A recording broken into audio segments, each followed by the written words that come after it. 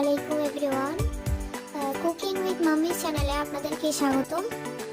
আমাদের আজকের রেসিপি হচ্ছে মহিষের মাংসের কালাভুনা। তো চলেন শুরু করা যাক রান্না। প্রথমে দিয়ে নিব হাফ কাপ তেল,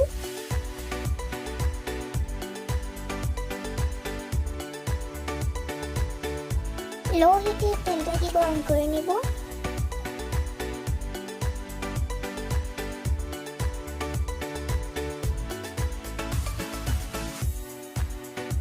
দিয়ে নেব পেঁয়াজ কুচি,